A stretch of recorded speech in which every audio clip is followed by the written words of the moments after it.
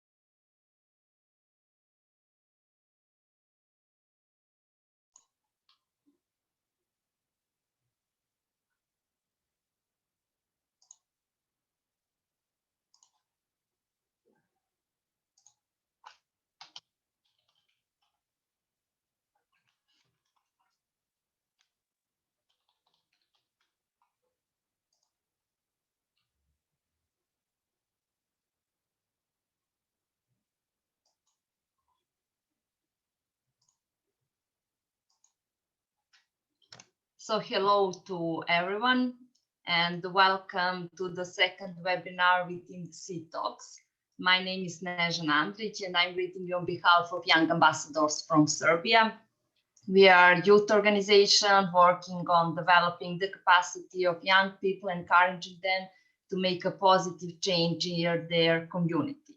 So through these webinars, we want to bring closer the potential that social entrepreneurship have, and also the importance for the young people. And today is here also our partners in this project, Stefan from the Social Entrepreneurship Observatory from North Macedonia. So I'm inviting now Stefan to present himself as well. Thank you, Snežana. Hi guys, hi everyone.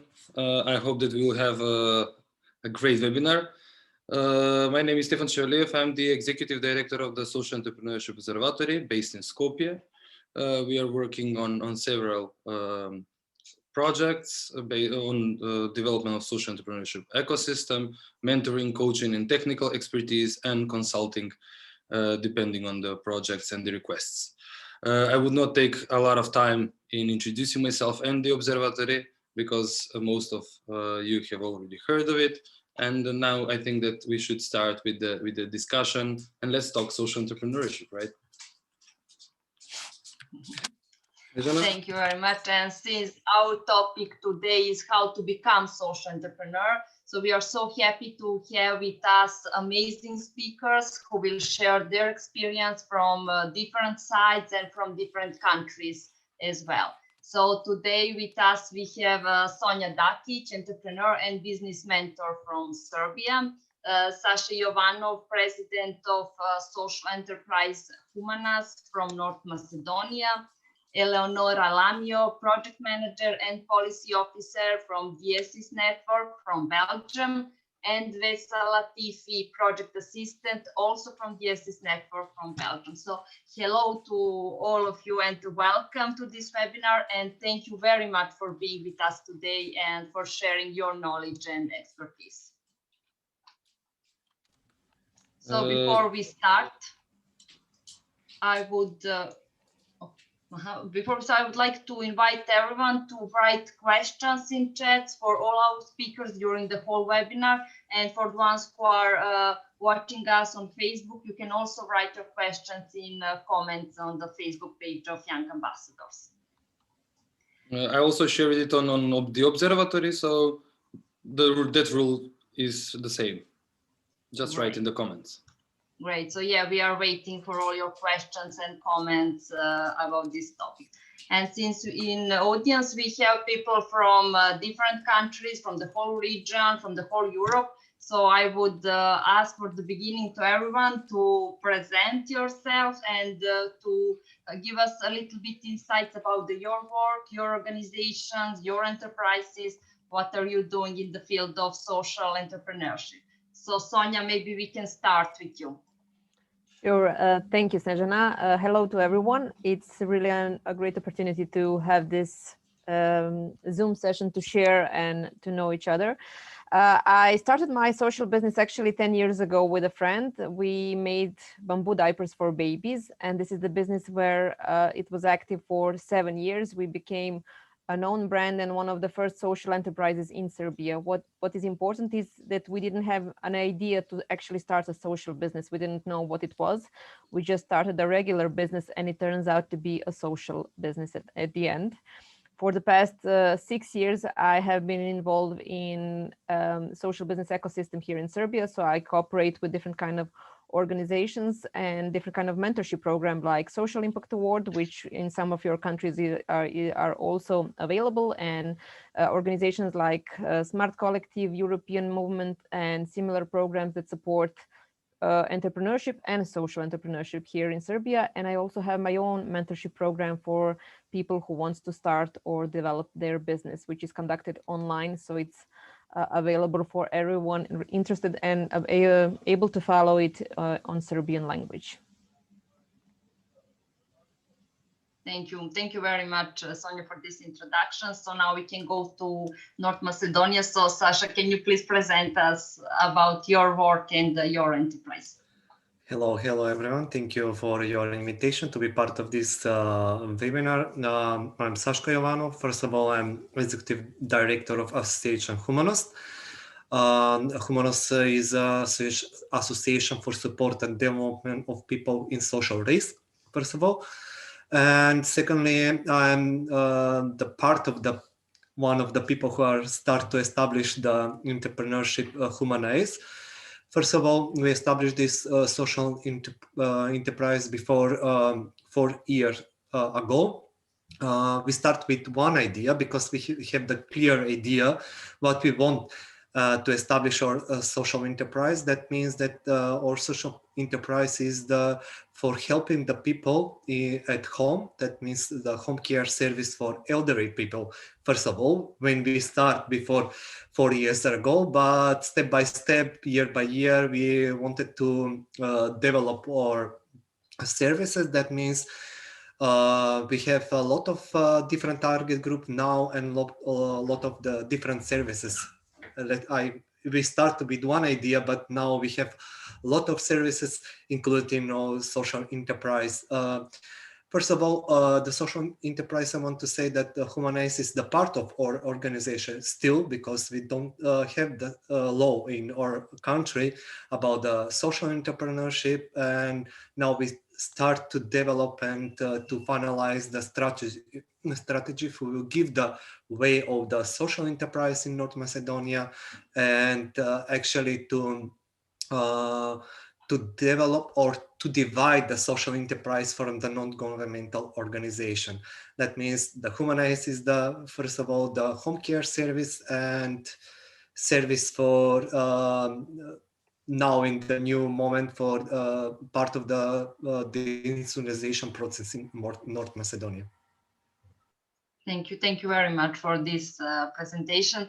And now we can go to Eleonora and Vesa. They are both from the DSIS network, but to hear more about the network and also about the work of two of you that you're doing there. So maybe Eleonora, we can start. Yes, thank you. Thank you very much for inviting and for having us. It's really a pleasure to be here.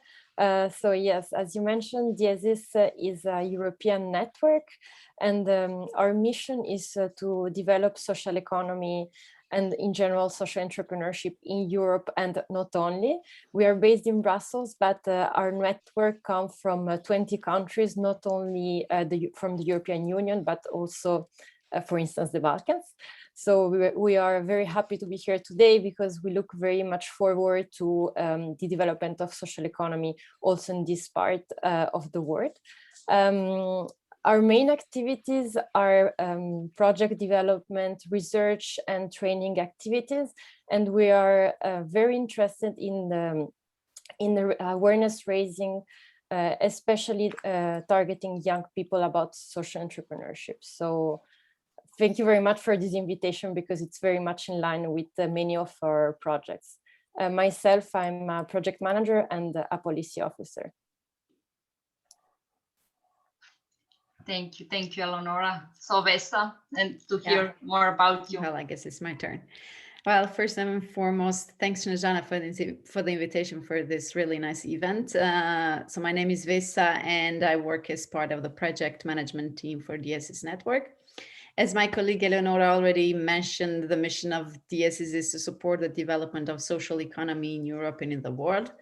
As DSIS, we have a number of projects focusing on youth empowerment, youth social entrepreneurship, and of them, I'm in charge of managing 2 different Erasmus projects with a focus on youth, on social entrepreneurship, but also, so one is about the cultural and social youth entrepreneurship, and the other one is on youth social economy alliance with the Western Balkans, where Young Ambassadors is among the consortium partners too.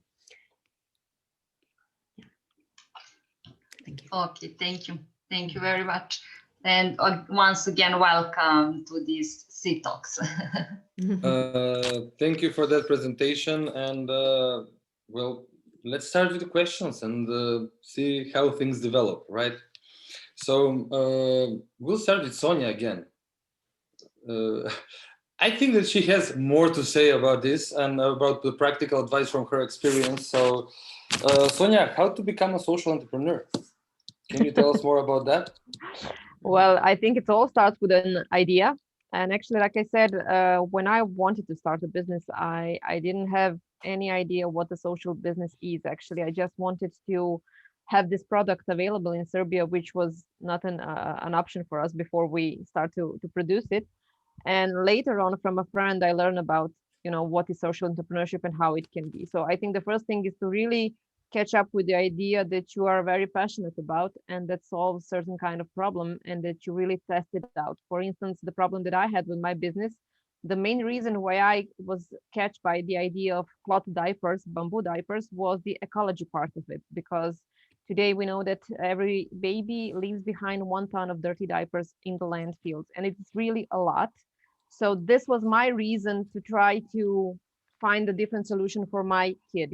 I get this idea when I became a mother, and this was the first thing that I promote in our business. But later on, it turns out that people like the idea of eco diapers, and we got a lot of likes, shares, and invitations to different kind of events and conferences, but people weren't buying our products. And this was something that was really tough for me to understand, because from one side, you have this confirmation that people like the idea, but on the other hand, your business is not working. People are not buying what you're selling. So then it took me a while. And when I say a while, it's like close to a year and more to try to figure out what would be the thing that I should put in the first place that will make people change their mind about the habit they have and change their mind when they're deciding what product they want to buy.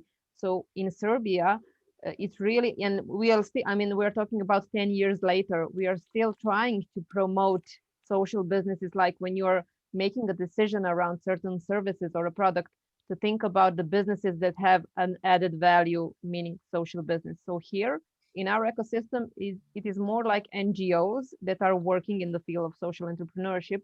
And through this building the business idea, they're trying to make some kind of hybrid models for them. So they are still project-based, financed in a way, but they're trying to build a business around it so they can have a money on a side that are really helping them do their mission. So I think to go back to your question, Stefan, the idea is really important, but also the next step would be to check if you have a product market fit, what we call. So if this product or a service that we want to put in really has a market to it, because even if we talk about social business, the most important thing for it is to be the business, meaning it has to be a stable financial base, so it has a room to grow and develop and become sustainable. Great, Sonja, thanks. I think that there are a lot of questions here about the business model and how do you market your products and so on and so forth, but I would not go into that right now because I think that's for another webinar and another subject. But I would like to go more into the personal details, maybe of a social entrepreneur such as Sashe.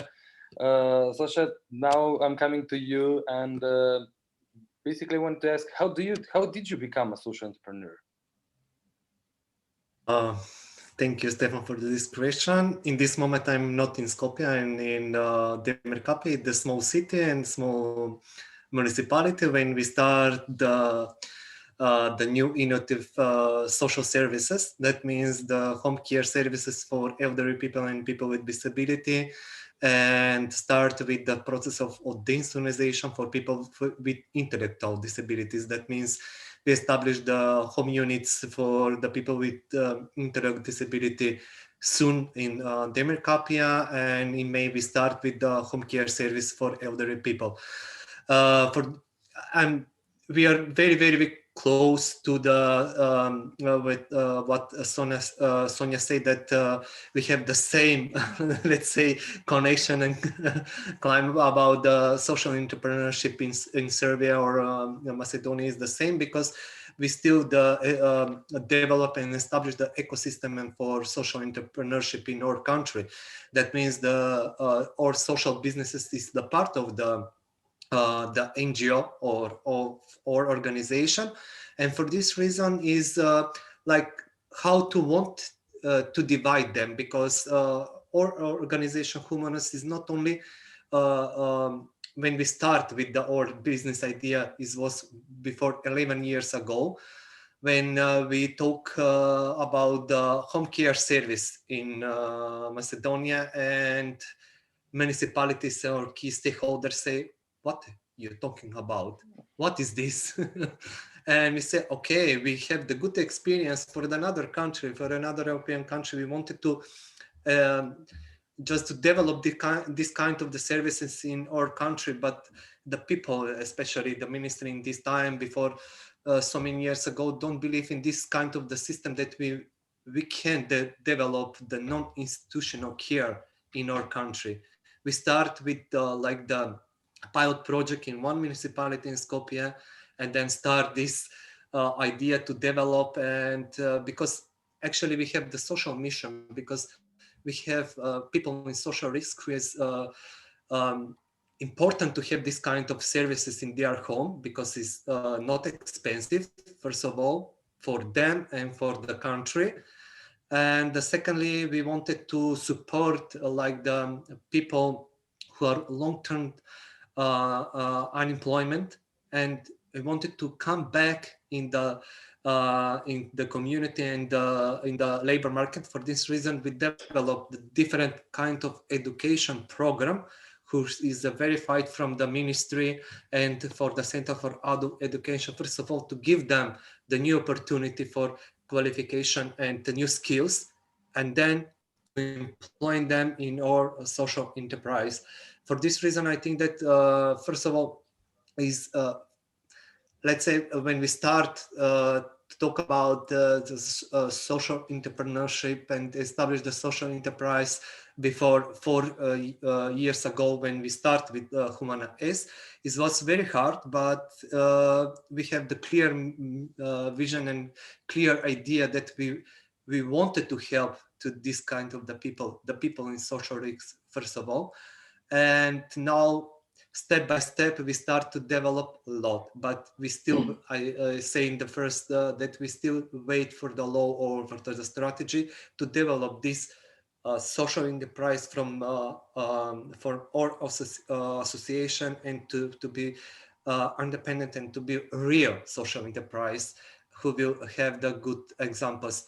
And no, it's only about to help the people in social risks, but we wanted to promote the social enterprise, and for this reason we have two non-formal programs for the social entrepreneurship. This is first is the international program for training for social entrepreneurship startup, and national, who is the social key for startup. For first of all, we wanted to just to give another way for the young people to be to come the social to be part of the social entrepreneurship, and to think to give another dimension, another idea that it's not about to waiting in the labor market to have the free space and to start to work probably in the public administration, but you can create your future, you can create your idea in different way. Thank you, Sashe. An interesting point, because as Sonja said, and you now as well, when you have an idea, like everybody is saying, what are you thinking about? And we have our own way of doing things. You're just innovating stuff to get around. And then when you start changing people's minds and public official minds, everything comes to develop and to scale. So for you, it started 11 years ago, and to develop these services. And I hope that you will continue as it is right now. You have in Skopje, Demirkapje, and so on. And for Sonja, it's changing. Demirkapje, Strumica. Yeah, and many more cities, right? Yeah, so but it's very important for us is now for the social enterprise who are the part of the social protection system.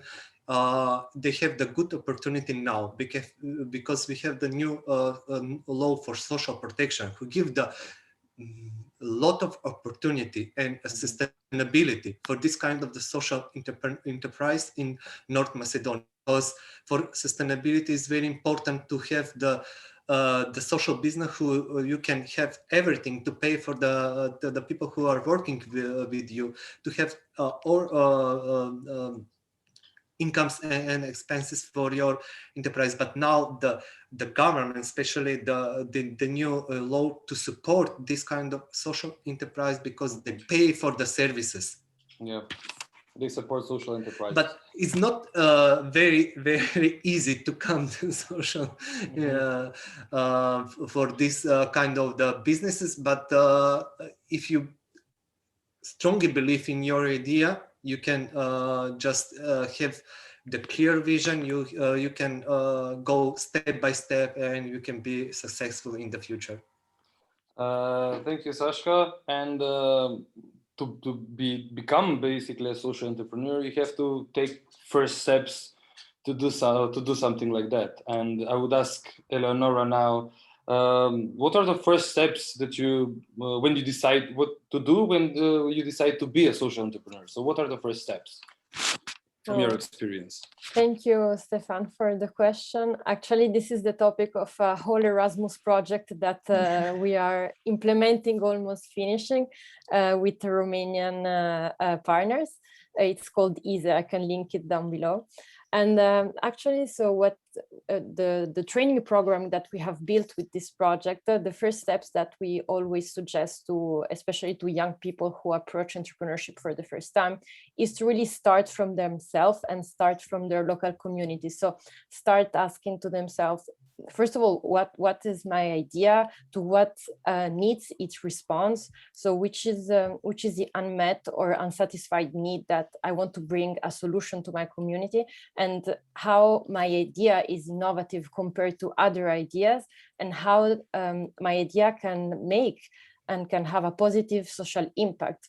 So this is very important. It's very important to understand which is your target group, and from the beginning to understand who will be your beneficiaries, but who will be also your customers, which can be the same or different groups. So this will be like the basics to start from. So yourself, your idea, and your community. Great, thank you, Leonora. Great point. Basically, your value proposition and customer segments need to be clear. Exactly. And now we come to Vesa. Vesa, Tell me. can you tell us something about the importance of networking and developing smart partnerships? How important is that for social enterprises? And yeah, definitely. So for we as the SS network, it's very important the role of networking. I would like to add that in process of becoming a social entrepreneur is the importance of building these networks and connect with people. So how important is to connect with, this is just what we are doing with Alliance with the Western Balkans, for example, where we together look at the good practices, what are the existing mechanisms to support young people, but also identify what are the gaps, where can we learn if it's about the region. So from the Western Balkans project, the aim is to the creation of favorable environment for incorporating social economy in youth policies and youth work practices in the Western Balkan region. So we haven't been yet at the phase of collecting good practices from the Western Balkan region, although I'm really eagerly, coming from the Balkans myself, I'm really eagerly to see what's in there and how the social entrepreneurship is going there. So this way, I would like to stress out again that it is very important for entrepreneurs to stay connected. There are a couple of EU initiatives, for example, which serve as great examples of large networks focused on building entrepreneurial communities, such as Impact Hubs, which initially exist as co-working spaces for startups in social entrepreneurship. Another example of cross-border initiatives for young entrepreneurs to start their social business is the program which we all are mentioning here, referred to the Erasmus for Young Entrepreneurs, which gives new or aspiring entrepreneurs the chance to learn from experienced entrepreneurs running small businesses in other participating countries. Well, in addition to that, from the SS perspective, I would like to stress out that the networking potential, so the power of connecting entrepreneurs with each other and looking for good and maybe not so good practices at the EU level, and try to develop a map of different experiences that are across Europe and beyond. Thank you, Vesa. I would just like to add for the attendees that they can ask questions in the chat. We already have a few questions, but remain calm and patient. We'll ask the questions a bit later, just to basically ask the panelists a few more questions. Thanks. Snežana, back to you now. Yeah, I think that we can go again to Sonja, and yeah, you spoke about your experience as an entrepreneur, but now you are working mainly to support and to mentoring the social entrepreneurs, social businesses. So when you are speaking with them, when you are working with them, so how you say them to know what is the good idea and when their idea is ready for business, when to start with the good idea? Well, I always like to say that it's not so much about the ideas, but the people behind them. Having the experience being in different kind of programs like a jury or a mentor or whatever my identity or role was, when you have a an idea which is, a good one, but you see that behind it there are people that are full-heartedly standing, being ready to do whatever it takes to really bring it out to the daylight, bring it out to the people. Then you know that we can work on this idea, we can work on this business model, we can change products, we can change distribution channels or whatever we need to do, but the people are the important one. And also, on the other hand, you can have a great idea and a great pitch presentation and PowerPoint slides and everything. But if the people behind it are not really willing, are not really determined to do whatever it takes to really go into this entrepreneurship journey, which is not an easy road, then you probably can't do anything about it. And we've seen it so many times that people get a support like mentorship, funding, and whatever, and then the whole thing breaks down. So this is when your values are not in the right place. So what I like to start with is, what are the values that you are building your business on? And if you see the passion and if you see determination to really do it, because I always say when I'm held some workshops or when I'm in some kind of program, when I started my business, I didn't know anything of the things that I teach today, not about marketing, finance, business canvas, value proposition. I didn't know anything about it. And I was aware of it. So I was really ready and open to learn, to ask people out for a coffee, to ask them their certain questions. I was ready to do whatever it takes because the idea was bigger than all of my doubts, my fears, everything. The idea was bigger than me. And I just have this, a force within me to go on with it and to learn everything that I needed to know. And for some reason, because I became a mother and an entrepreneur in the same time, this road took me like 3 or 4 years actually to come to make a sustainable business out of it. So I work like a freelance designer on a side to be able to finance actually my business to do it. But I was working on it because I thought this was really something important to work on. And that's why I always start with, what is the values that you bring in it and why this subject is important to you. And usually in Serbia, and I think it's the same in the region in Europe, people who start social businesses are the ones who had a similar problem. So they are, or they see something in their environment, in their family, in their surroundings, and then they are motivated to do something, whether it's about ecology, whether it's about people that are hard to employ, or they're some kind of sensitive groups. So these are the motives that actually drive us and make us, go to this path and learn what it takes and connect, like Vesa said, connect to others, network, and see how we can make things work. Yeah, definitely. I think that you make a really great point, how is important the motivation, the people that you're working with, the problem that you want to solve with your business. And maybe now it will be good to hear from Sasha, from your personal perspective, how was important the support from the other institutions for your enterprise? So in which way you were searching for support and when did you receive the support? Yes, I said that before 11 years ago because we don't spoke about social entrepreneurship. It was a different kind of idea. But let's say when everyone spoke about the social entrepreneurship, what is this, the social businesses and everything, we start to say, okay, probably we can divide this kind of the social services from our organization because first of all, we have the social mission. First of all, is very important. And secondly, we have the two social component to help the marginalized group of people. And secondly, to help to the long-term unemployment people, the young people who are wanted to be part of the and help to the marginalized group of people, victim of domestic violence and different type of ethnic groups, and to be part of the our staff and the people who will work. You say, okay, let's try, because first of all, when we think about our business model is not the good support from the government and good support for the municipalities.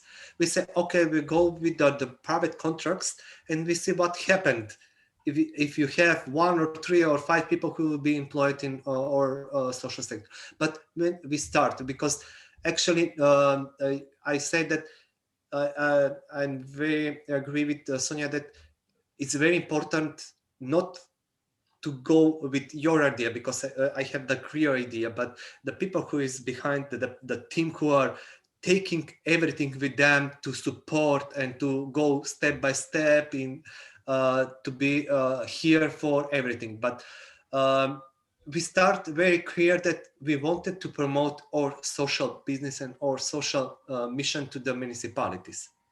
When we start to establish this social entrepreneurship or enterprise Humanost, we was part of the one regional project Smart Start, when we start to establish the business plan and to support us in the first 6 or 1 years when we start with our business. But secondly, I was very clear that we have only one target group, that was elderly people. But we continue to negotiation with the municipality, say, okay, Macedonia is a demographic, we have a lot of the percent of the elderly people. We must take care of them, first of all, and secondly, to give the different type of opportunity, not the elderly people to go in the institution, that means in the nursing home, but in the second time they will stay long term in their home, but in the same time they will receive the professional care in their home. And secondly, I say that this kind of the services is not so expensive for municipalities and for the country. And first of all, we start with the municipality of the center. They support us in the before 4 years ago, and every year, because we take care for probably 100 elderly people in municipality of center.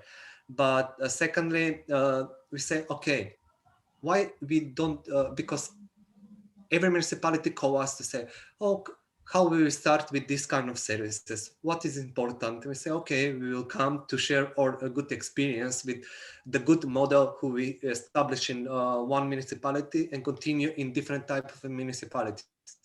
For this reason, we opened our offices in different cities in our country, because we wanted to share this experience and want to have and develop the home care services for elderly people in different cities. And first of all, to support it by municipality, and secondly, I thought that we have another opportunity for the Ministry for the Labor and Social Protection, that actually is the state budget support this kind of the service, because we have the new law. If you see that the home care services or personal assistance or non-family care, that is innovative social services in our world, we can say, okay, maybe probably developed European country, we can find everything what they wanted to have. Like we start now with this kind of services, and we say that they are innovative kind of services for social protection. No, we started, and this is a very good opportunity, I said, for different organization or the people who wanted to start with social entrepreneurship or social enterprise, and to be social to develop the social mission, that they have good opportunity now, because the government give sustainability for them. Now we started with elderly, we continue with people with physical disability, with personal assistance for the people in the education process, in the working space at home. Then now we develop the new innovative social services, respite care, and the non-family care. That means is, let's say, for 4 years we develop a lot of kind of services, because we go step by step.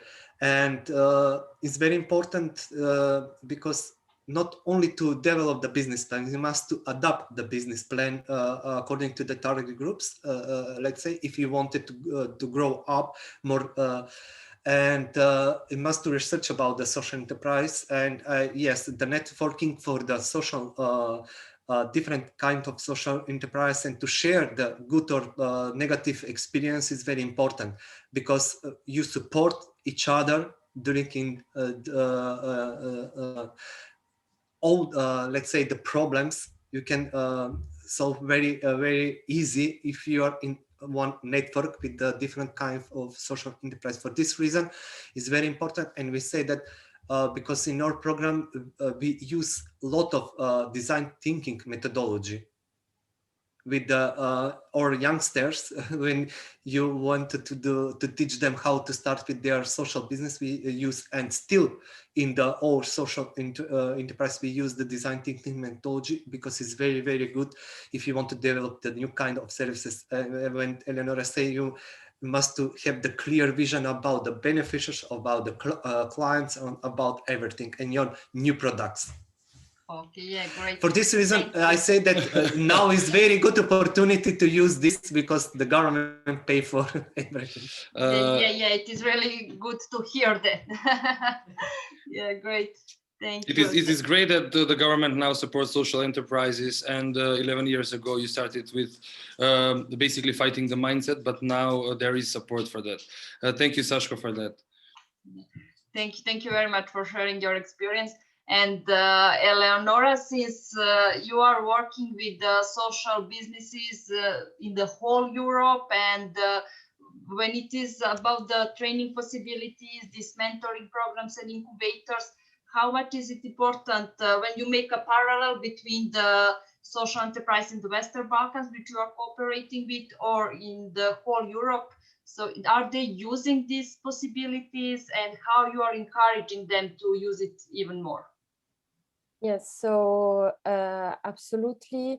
With our with Diesis, and especially with the project I follow, the trainings we did were more raising awareness about what social economy and social entrepreneurship is. So when in a second moment, when young people or anybody basically really is ready to start the journey, the entrepreneurial journey, we strongly suggest to approach a mentoring program or an incubator, because they are the more qualified bodies in order to give you advice about many different things. Also because in Europe, not only in the European Union, but in Europe in general, the concept of social economy and social entrepreneurship can really change from country to country, and all the legal aspect and the financial aspects can really change from country to country. So I mean, what happens in Belgium, it's very different from what happens in Italy. So you really need to get the customized support for your idea, and an incubator or a mentoring program can really help you to understand which kind of business you want to create. So do I want to create an association, as a cooperative, a traditional enterprise? And it can be really difficult to understand when you're a social entrepreneur, which is, you know, the right legal status for you that will allow you to really develop the services and the products you need. So yes, absolutely. I think that the support that a qualified structure can give you, it's the best one. And as the other speakers mentioned before, the support from other entrepreneurs, it's also very important. So if you have an idea, and the best thing is to try to reach out to people who did or are doing something similar that you do, to try to get advices and from what worked well and from what didn't work well, because of course the entrepreneurial journey can be very positive, but sometimes very challenging as well. So yeah, that's totally our suggestion. Yeah, and it is really important to support them in the beginning, and of course, yeah, all this mentoring process is needed in the meantime during the whole business and the development of the business. And Vesa, you have mentioned some of the platforms that social entrepreneurs can use and that they are using. So based on your experience in the project that you are working now, so are they using these platforms enough? And what are maybe the best platforms for the young entrepreneurs who are starting now their social business? Well, from the all the good practices we have so far collected from the Casey project, the project on the creative cultural sector, we are able to see, and also for the research we are doing for the Western Balkans, we are able to see some really upcoming trends which are quite visible in terms of the combination of circular economy and the social economy, which what Sonja is doing. And I'm really happy to see that this stuff is really happening in the Balkans. And I'm sure you're going to be one of the practices for the project, Sonja. And there is also another, what we observe from the practices but also overall in the social economy world is this coming trend of the promising technologies that young entrepreneurs are using for their social businesses. So with the other words, the use of technology and digitalization that enable social entrepreneurs to start their social enterprises, as for example, e-commerce, to utilize different platforms to provide different services and products, which at the same time are produced socially. So the profit and the society are at the core of the action. I would like here to mention, for example, the use of blockchain, if it's used, for example, the social enterprise online. So more and more we are seeing that the use of blockchain technology can improve the society, and several social enterprises are demonstrating it through interesting projects. So I'm sure we all here have been able to read or hear about such cases which use the blockchain technology for the good of the society. And we hope that in the future we will get more and more projects in DS's network that really do this combination of the upcoming technology trends and the social economy. Because I really think that social economy organizations can play an important role in helping European societies as a whole to cope with the transformations that digital and the new technologies has brought in all sectors. Yes, definitely. Technologies are giving having a good examples in all the sectors, especially in the social entrepreneurship sector. But I'm sure that there are a lot of challenges on this path. So this is bringing us to the next part. Yeah, I can ask something about that. Although the digitalization and using technology in all sectors is the future, right? So we are seeing that everywhere. So and this has brought us many challenges. And I would ask Sonja, as a trainer and as an experienced social entrepreneur, so what are the main challenges on that path of the social entrepreneur's path? And how did you overcome them, or how to overcome these challenges on the social entrepreneurs face? Well, like I said, a social business in the first place has to be a business. It has to make a profit, to be sustainable. And I think the main challenge is to find the right business model, especially, like I said, here in Serbia, most of the NGOs is transitioning to the social businesses, and most of them don't have a entrepreneurship way of thinking about things, and they are not really thinking about their beneficiaries, their users, their buyers. So you have to be flexible, you have to make decisions fast, you have to follow the market, because things are really changing fast. And I think for all of us, last year was a good example of how things can really change within a few days, and that they can stay changed for good, So we have to adapt, because entrepreneurship in its core thing is adapting to new things and new challenges. And it's like a game, it's like a game that you play, and you keep building up levels and needing more strength, more weapons, better arms and, and everything. So this is, I think, the most important part, is to be open to really learn, develop, and adapt to new things, and to be open. I mean, we also had a huge support from the entire ecosystem that was building in the same time that we were building our company. So the networking for us was really an important thing, and different kind of programs that we were involved. Vesa mentioned the Impact Hub network. We were in the Investment Ready program in Vienna 7 years ago. It was 2014. It was one of the main programs for myself that helped me actually, realize at that moment what was our business model and what are the things we need to do to become really sustainable.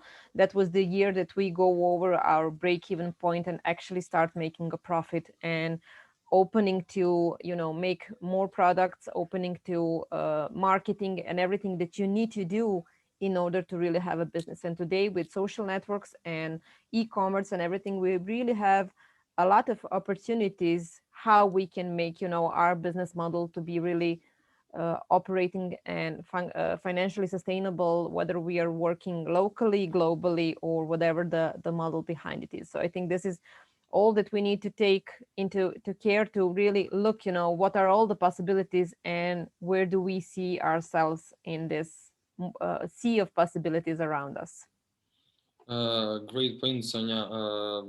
Basically, you need to try yourself everywhere and then see what works and what doesn't work. There is an experimentation phase for every social enterprise, for every business, basically. Yes. To see, and to test the market. Yes, and to see, what market do you want? Do you want to be a local business, or do you want to be global? Do you see yourself as an entrepreneur with 1,000 employees, or do you want to stay, small business local that will be, just like 5 to 10 people? This is important things, and this is something that you can grow with. You start a business and then you grow with it, and you are always how to put it right, but you're always, up leveling your where do you see yourself and your business when it comes to your skills, your money management, your mindset, and everything. So you're always trying to level up everything. Mm-hmm. If I can add to that, Stefan, I think that what Sonja underlined, it's really very important, and it's something that we really insist, especially in the beginning, that a social enterprise, it's an enterprise. I mean, it has to be really sustainable from an economic point of view. Of course, the objective, it's not to maximize the profit, but to maximize the impact, social, environmental, whatever, I mean, community impact you want to have, but it has to be sustainable. Otherwise, I mean, you're not doing a social business, you're doing charity or any other kind of a social activity, which is great. I mean, of course, it can be an option, but it really has to be sustainable, and it really takes a lot of work, and it really needs to, I mean, for the person that decides to take this step, it really means to be ready to accept some further challenges that are there in any entrepreneurial journey. So this, I mean, I'm very happy that you brought up this point, because I really think that it makes a difference. Yeah, even in the last webinar we said, don't forget entrepreneurship in social entrepreneurship, right? And that's the motto basically that keeps you going and keeps you sustainable, right? Because if you're not financially sustainable, you cannot achieve your social mission, because you will fail. But Eleonora, let's continue with you, and can you tell us why is important to know well your community and the ecosystem, basically to go through the ecosystem, to navigate through the ecosystem? Yes, so well, the ecosystem is fundamental, and it's really important to understand your ecosystem. By ecosystem, I mean all the actors that at some point may or may not interact with you. So the actors are not only your beneficiaries and or your customers, but it can be also your competitors, other actors that can support the work of your enterprise. This can be other NGOs, public bodies, public authorities, other enterprises. And it's really important to understand how you can interact with these other actors in order of course, for you to make a benefit from it, not economic benefit only, but any other kind of benefit. So for social entrepreneurs, it's really important to understand well from the beginning which are the other actors in the picture, and to reach out to them, to understand how support from each other can be done, or if not, how you can start a dialogue with the other actors, for instance, local authorities, local institutions. And yes, because as the others mentioned before, network is fundamental. Thank you, Leonora. Yeah, I think that we have heard about the importance of sustainability and networking and all the trainings, and even it is hard path, we are definitely sure that there are a lot of good practices, good social enterprises in the whole region, in the whole Europe. So maybe it will be good to share from your perspective, from your experience, some good examples of social enterprises. We can start with you, Sasha. So maybe from North Macedonia, to hear what are some good practices that are existing there. They are working very good, and they are transforming their passion and their motivations to a good social business. Yes, of course. We have good example of social enterprises or country, because in all the training we organize and to motivate the youngsters to become the social entrepreneur, to share this good example from our country. That means not only Humana is one of the good examples, probably we are have the lot of experience in this way with the developing the social services, and wanted to share with another. For this reason, we help, and actually we just was the mentor of established the process of their social enterprise in the two organization. That means we support the establish the social enterprise in one big organization, was association HERA, with their social enterprise Negapolus, or Red Cross of Macedonia with their social enterprise with helping the elderly people. And it's not only to have we have like, let's say, we are scared about how to just have the concurrence and to have everything. Let's say, okay, we are three let's say social enterprise that developed and to have the social services for elderly people. No, we just, this is for me is like big motivation just to have new innovative way and go through to just to develop the new services in to be like not in the same level but in the higher level. For this reason, actually we say that we have the one organization is called Pokrov, who help for resocialization for the drugs user and people with who use the alcohol, that they produce the organic, like say vegetables or different kind of stuff. That there are a lot of organizations, social enterprises, because they are a part of the national network for social enterprise. And actually we have the meetings, we have workshops together and supporting each other. Let's say Umbrella, who now I just have in mind that who employed the people with disabilities, who is in the city of center, and everyone who organized, let's say if I organize the different kind of workshop, I wanted to have the catering from this kind of social enterprise, just because we want to support each other and to have the sustainability in this hard moment, let's say in these 2 years. Is very, very important to be sustainable in these 2 years, because we working with people. We go in the house and is these people. And for us, in the first years, it was very hard when we start this pandemic with COVID-19 virus, because in the first line was the elderly people and people with disability. This is all beneficial, and for us it's very, very hard in this from March the last year to maybe to June or July, just to go in their house to help them, because they are afraid about the COVID-19, because they don't want to accept or caregivers or assistant in their home. But in this moment we say, okay, what can we do now? We can we can go down with our social enterprise, or we can continue. And I'm very happy because we have the good team and say, okay, probably we don't go in the house, but we can just develop the new service for this reason to help them.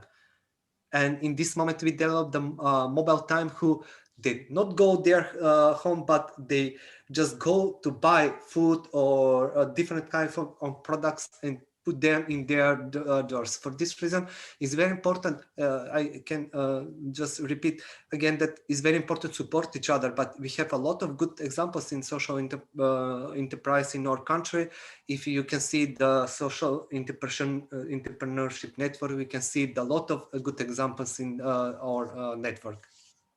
Yeah, great. Yeah, of course, it is really important to support each other and to build a stronger network together. So Sonja, maybe I understand that it is hard to say what are the best examples, what are the good practices, but from your network and from the people that you are cooperating with in Serbia, so maybe to give us a couple of examples about the good social businesses and why they are good in their mission.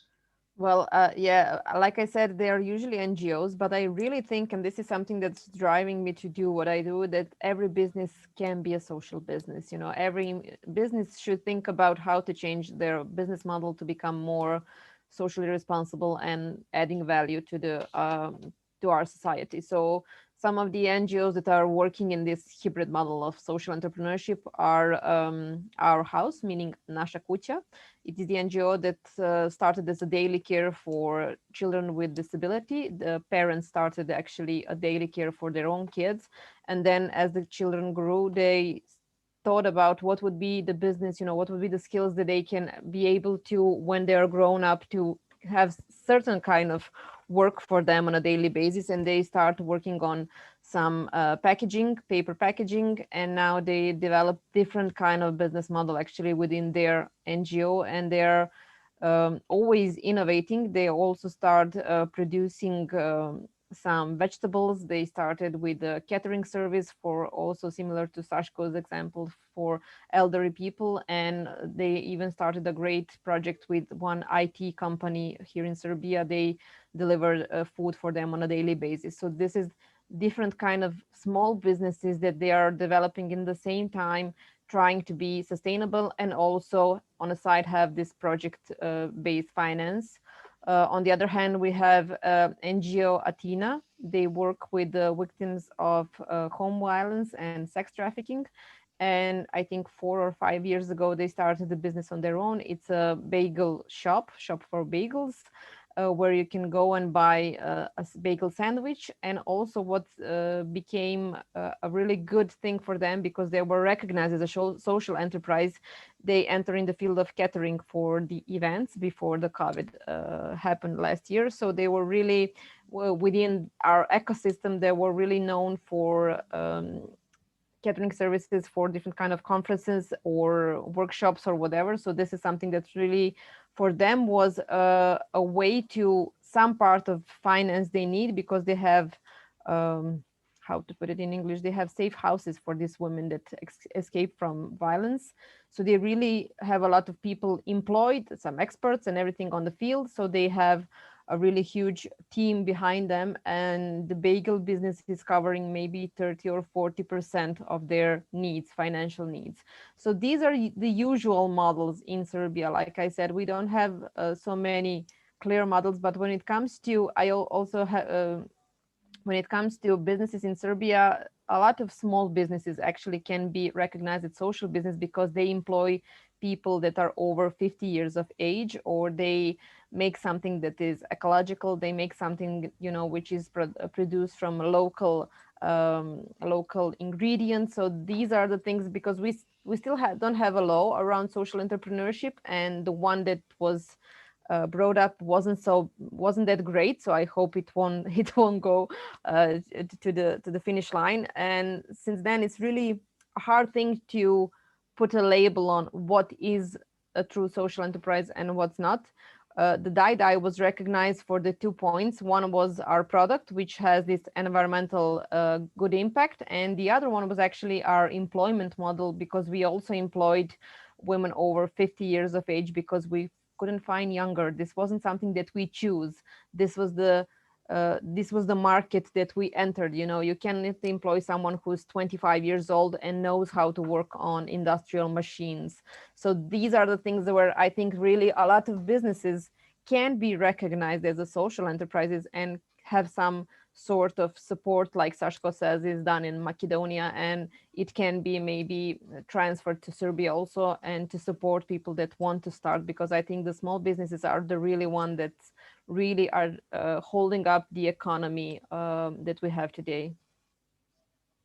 Yeah, we can all agree on this here. And it is good that you mentioned these two sides of the social enterprises and also NGOs working in the field. And Vesa, you were mentioning a project that you are collecting the good practices from the whole Western Balkan. So now we have heard about the good examples from Serbia and Macedonia. So maybe you can share with us from the other Western Balkan countries, what are some good examples or models? Is it the same in the same sector, in the same field as we have heard from them? Well, I just mentioned that we are not really yet at the process of collecting, because all the partners are doing this at the national level. However, I can mention some of the good practices from the other project, which is more at the EU level, in the creative and cultural industry. So from my experience with the Casey project, now we are in the process of collecting these practices at EU level, and we tend to analyze this in a research study. And we have been able to interview several social and young entrepreneurs working in the creative cultural sector. Of course, comparing to the other sectors, to the other sectors, we all know that this sector we all know about the common challenges this sector faces: the digital shift, which I mentioned before, the access to funding, and the market fragmentation. These are really ongoing issue for the people working in the creative industry. And now with the pandemic, it has also been shown that cultural and creative sectors are along the tourism sector most affected by COVID-19, with the jobs at risk. However, from the good practices we have had a chat with, there is this good practice from Ljubljana, Slovenia, the Polygon Creative Center. We usually identify the main challenges and how they came up with the social businesses and what were the main needs for them to start up their businesses. And for Polygon in Ljubljana, it was really the economic crisis in the country, which Slovenia was facing at the time, some years ago, the main reason for starting up the business. And the idea to build a community of young professionals, freelancers, a community on which people could collaborate, share knowledge, and so on. The social entrepreneurship was the way to go ahead for Polygon, for example.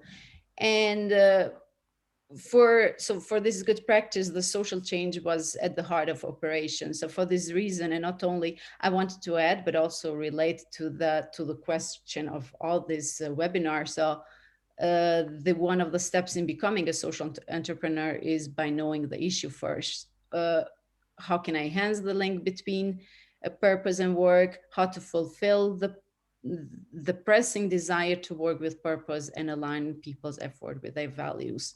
Another example coming from the Casey project is also that of Hub Nicosia in Cyprus, which is a youth-oriented educational center and shares co-working spaces for entrepreneurs in creative and cultural sector.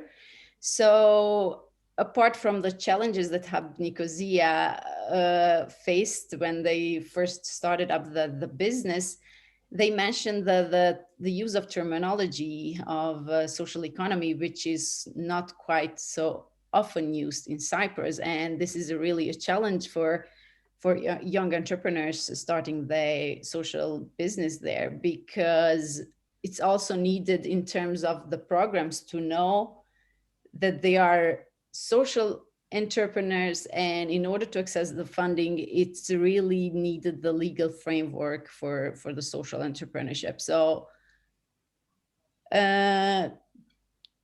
we've been able to note from these interviews that funding remains one of the needs, a tool a young entrepreneur needs to start a business. But however, there is the need for training and support, and this was particularly highlighted by the example of Hub Nicosia in Cyprus, for example. And for the ones who are going to start their business, it is important for them to get information on how to access, how to find the funding, and which seems to be very critical in several countries. So yeah, I think these are the two examples I can mention of from the Casey project. Thank you, Vesa. Although we are already coming to the end of this webinar, I would just skip to the questions from the audience. And Dan from InVivo asked, although he doesn't mention to which panelist this question is focused on, but anyone can jump in, right? So he says, I would ask how to become good social entrepreneur. And good is in capital words, so this is the emphasis on it, right? Well, I can say just the main question is here, what is a good social entrepreneur? Does it mean successful financially through the impact that we are making, or through the values that we are bringing? So I think, and from my experience with working with so many people, social entrepreneurs are usually the people that have a great empathy and great values that behind them. So I think from my perspective would be just to find the idea that is important for you, and then you will collect all the dots, to find the problem that you feel passionate about, that you research, talk to your friends, and to see what is the solution that you can offer, and does this solution offer really a business model that is sustainable and able to be developed in the future. If I can also add something on top of this that I don't think we mentioned yet, but I think it's really important. It's that I think that to become a social entrepreneur, and in general to create a social enterprise, and what it makes a difference compared to other business models is the democratic governance. So when you're a social entrepreneur and you create your social enterprise, I think you have to be ready to have a way of dealing with your business and in general with the people you work with, which has to be democratic. I think that it's really important, and it really makes a difference to exchange with the other. The idea that, I mean, you don't have, like in a normal enterprise, a boss who decides for other people. Like, decisions are taken collectively. Maybe not all the decisions, not all the time, but the democratic governance really has to be there. And also, which is really, really important, the attention that is given to work-life balance, and in general to respect the personal needs of all the people working in the enterprise. And I really would like to underline that social entrepreneurship in general has been like a revolution for women that really that are really able to reach high position in social enterprises, and that really can find a work-life balance that respects also their private life. Of course, not only women, men also, of course, have a need to be respected in their work-life balance. But this is really a trend that has been underlined at the European level. So yes, be ready to have a democratic governance. Good point, Eleonora. One other question that I received by phone basically was, if I want to open social enterprise right now at this moment, for example, tomorrow, is it a good time? Is it the right time? Or should I wait? Or it's depending right on the country and so on and so forth. But and this webinar is how to become a social entrepreneur, of course. But what do you think? If you are not starting now at this point, like COVID-19 and everything that is happening in the countries, is it the right time to open a social enterprise? For me, it's every time is the right time if you have the clear vision. And I just repeat Eleonora, what they say, that sometimes you must think about your social mission. First of all, your idea, and connect it with the social vision and mission and everything. And just to have like the mission, if you want to normal enterprise, or you want to be the social enterprise. The social enterprise is totally different. And before some couple of minutes said that is the democratic way of everything. For this reason, I can repeat that for us is very important. Before 1 year ago, if you close our social enterprise because we don't have the people or the final beneficiary who wanted our services, or just we wanted to develop the new innovative way how we survive and to help for our beneficiaries, is very important. Not to say okay, it's very easy to open and very easy to close this social enterprise, but I want to say that it's very important, and I can repeat. I'm very happy because I forgot with another social enterprise in Macedonia, Frog, who are working with the children. We together we are helping a lot of each other. First of all, to be very good and to support each other in the positive and negative way when we have that. We use a lot of design thinking and methodology. First, we must test the market and to have the clear vision about your customers and your beneficiaries and your clear social vision. You can open in all the moment, but yeah, I agree. It's not so easy. Thank you, Sasha. And I would like now basically the final question we'll start with Vesa. And Vesa, what's your message to new and upcoming potential social entrepreneurs? Well, just what Sashko said, there is not a right time when to choose to become a social entrepreneur. If you really have the social mission at your heart, go for it, even tomorrow. Great, excellent. Eleonora, do you have a message for new and upcoming social entrepreneurs? I would say that having an idea and wanting to have a social impact, it's a great mission.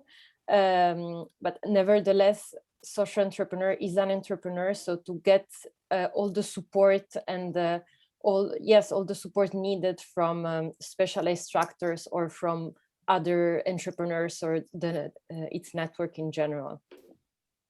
Thank you, Eleonora. Sonja, do you have something to add and advice maybe to young and upcoming entrepreneurs? Yeah, well, maybe just to wrap up from everything that I said is to find the right idea, to find the idea that's bigger than yourself and your fears and doubts and everything, and also to find support, to find people that can, be your safe place, that have gone through maybe the path that you're willing to go, and to know that you're not alone in this, and that this is, from my perspective, the best model for the future, and to really building up something that we would all love to see, happening all over the world from today and on. Thank you, Sonja. And Sashe, I think that I have asked you this question over the last 5 years, maybe 7 or 8 times, but let's do it again. What's your advice and message to First of all, believe in yourself. Secondly, believe in your goals. Third is believe in which of the target group you want to help. If you believe in yourself and believe your goals, it's not easy. You can be positive in negative way in developing what you want to develop, but I have the clear vision and mission that say, no, we don't have the negative results. Everything is positive, because from negative results we learn a lot, and they give us the way how we will go through the everything. I agree. Most of us can learn from the best practices and lessons learned, right? From the negative and the positive experience. Guys, thank you very much for being able to attend and to participate, to be speakers of this webinar. It means a lot. I hope that we can talk more on other occasions as well. Be ready to get invited a lot, because we will have a year of these webinars. But I think that it won't be so much frequent, like every Thursday, as we already planned. But anyways, thanks again, and hope to stay in touch. Let's keep in touch, right? And thank you for having us. Thank you to everyone who was listening to us today here in Zoom and also on our Facebook page. This was really great to speak about this important topic for all of us, but the most important for the all possibly young entrepreneurs, social entrepreneurs or entrepreneurs, but the people who want to make a business with their soul, as Sonja says.